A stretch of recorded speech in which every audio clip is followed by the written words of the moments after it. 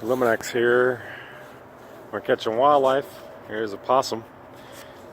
If it was a skunk, we'd probably let it go, but a possum, they go after rodents and rats, and they attract other animals. So we're just going to relocate this one because they keep getting into the traps, and they're compromising the target animal. So that we're putting these out for temporarily. Some raccoons and some feral cats. We're relocating them. If they're not sick, we don't take them to the shelter. We'll take them to the open space area, and we'll let them go there, so they're not depending on. They're not solely depending on the tenants to feed them, and that's not good, because there'll just be wild cats. They'll breed.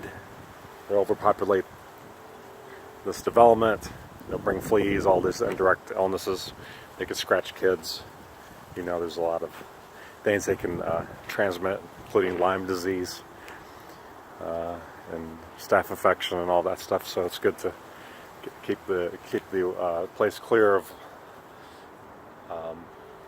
recurring wildlife issues.